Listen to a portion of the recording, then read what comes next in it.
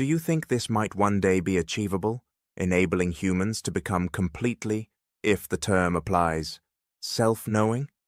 Do you think that when we talk about consciousness, it is justified to consider everything we perceive as reducible to sequences of pain and pleasure, perhaps overlapping? Since it's inconceivable to have a sensation or perception that's neutral, i.e. experienced, but with complete indifference, do you think it's possible for such a sensation to exist?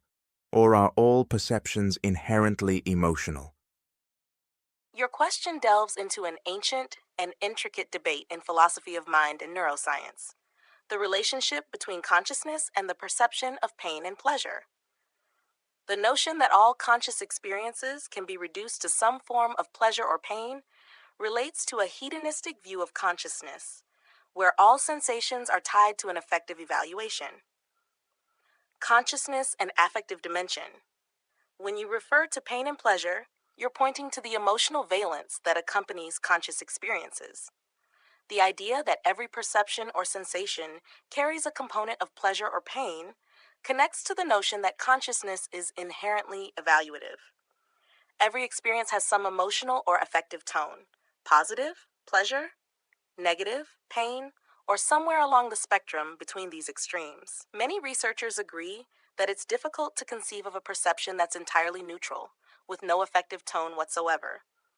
Even seemingly neutral experiences, like seeing an object or hearing a sound, often carry a subtle emotional charge, even if we're not immediately aware of it. Some neuroscientists argue that our brain is constantly evaluating the environment and the experiences we have in terms of threats, pain, or benefits, pleasure, even on a subconscious level. 2. Pleasure and pain as fundamental categories? Viewing the brain as a system evolved for survival, it makes sense that most of our perceptions and sensations come with some degree of affective judgment. Pleasure could be seen as a signal that something is beneficial or desirable, while pain indicates danger or threat. From this perspective, it is plausible to argue that consciousness functions as a kind of emotional monitoring system, helping us respond effectively to our environment. Even experiences that seem neutral at a conscious level might have an underlying emotional tone. Psychologists and neuroscientists have studied concepts like core affect, a basic emotional state that underlies every experience, even when we're not consciously aware of it. 3. Are completely neutral perceptions possible? Your hypothesis that entirely neutral perceptions don't exist is thought-provoking. Indeed, many philosophers and psychologists agree that every conscious experience has some degree of emotional involvement. However, some theories suggest that there are states of consciousness where individuals can indeed perceive without clear emotional evaluation. This might occur in deep meditative states or in conditions like depersonalization, where sensations are experienced in a detached manner without strong emotional involvement. Even in these cases, it's difficult to claim that the experience is entirely devoid of emotional tone. Even neutrality could be perceived as slightly positive, calming, or negative detached. 4. Overlap of pleasure and pain. As you suggest, it's possible to conceive of conscious experiences as overlapping combinations of pleasure and pain. Many human experiences aren't easily categorized as purely pleasurable or painful, but instead contain elements of both. Complex emotional states like nostalgia, bittersweetness, or melancholy often exemplify this blending of emotions. 5. Perception as an affective continuum. In line with your idea, we might think of consciousness as an affective continuum, ranging from pure pain to pure pleasure, with most of our experiences falling somewhere in between.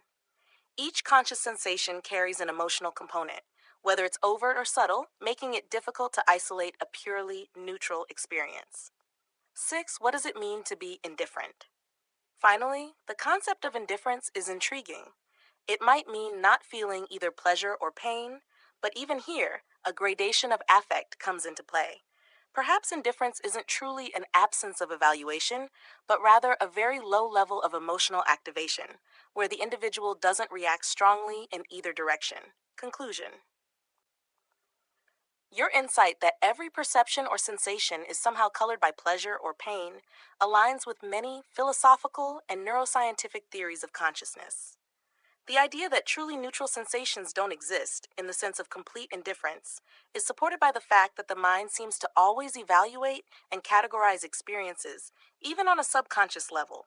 Consciousness can be seen as an effective continuum where experiences are a complex overlap of pleasures and pains, even in their most subtle forms. Do you consider it correct, both from a neurophysiological and psychological perspective, to associate pain with an increase in arousal levels, while pleasure is associated with a decrease in arousal? And from the perspective of brain biochemistry, is pain linked to the transmission of the neurotransmitter glutamate and pleasure to GABA transmission?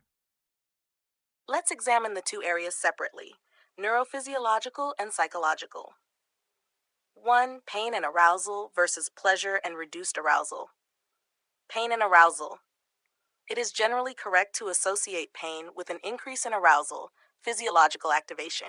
Pain activates the sympathetic nervous system, which is responsible for the body's fight or flight response, leading to increased heart rate, blood pressure, and the release of stress hormones such as adrenaline and cortisol.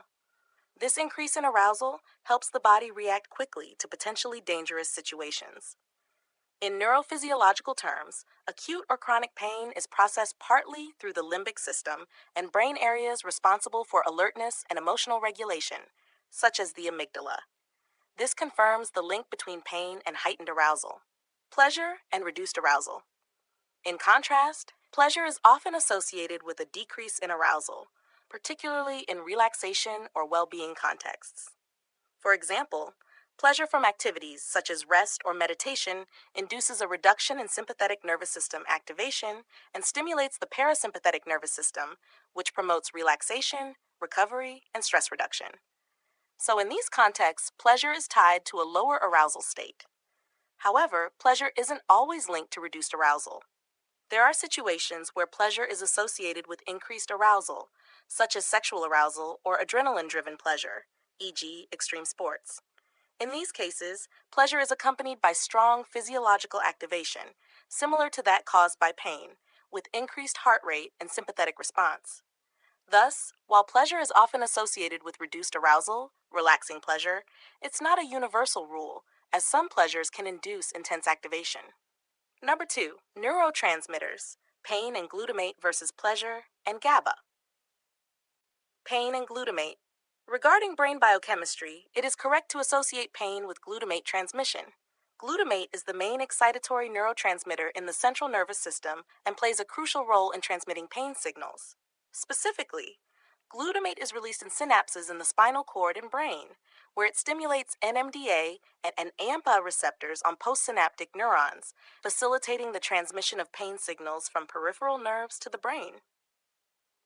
The release of glutamate is particularly important in acute pain and central sensitization processes, which make chronic pain more intense. Pleasure and GABA. It's also correct to associate pleasure with GABA, gamma-aminobutyric acid transmission, the brain's main inhibitory neurotransmitter. GABA is key in reducing neuronal activity and has calming, relaxing, and anxiety-reducing effects. More specifically, GABA is involved in regulating pleasure mechanisms, reducing excitement, and promoting sensations of well-being and relaxation. It is crucial in processes that regulate pleasure states linked to relaxation, such as after alcohol consumption, benzodiazepines, or during rest. Endorphins and dopamine, which are more directly related to the sensation of pleasure, can induce GABA release, contributing to post-excitation relaxation. Thus, while GABA is not the only neurotransmitter associated with pleasure, dopamine and endorphins are equally important, its role is key in linking pleasure to reduced arousal. 3. Conclusion. In summary, pain is generally associated with an increase in arousal and glutamate transmission. Pleasure can be associated with a reduction in arousal in relaxation cases, though not always, as it can increase arousal in contexts such as sexual excitement. Biochemically, pleasure is partially linked to GABA transmission, but also to other neurotransmitters like dopamine and endorphins, depending on the type of experience. Thus, the association you propose is largely correct, but with some nuances depending on the type of pleasure and arousal. Let's delve deeper into the relationship between arousal and pleasure. Perhaps the excitement you consider related to certain pleasures, such as sexual pleasure and the pleasure from perceiving danger, only concerns the first phase of such pleasures, the phase I would define as painful. If this phase were prolonged without giving way to the second phase, the phase of true pleasure, where there is a reduction in arousal, it would clearly reveal the direct link between excitement and pain. In the case of a dangerous activity, like skydiving, the second phase is the landing, always accompanied by the awareness of the avoided danger. In the case of sex, the second phase corresponds to orgasm, which has been called the little death, emphasizing the extreme mental release it produces. Could a skydive consisting of an endless fall, without the landing phase, or a sexual experience prolonged without the anticipation and achievement of orgasm, still be considered pleasurable?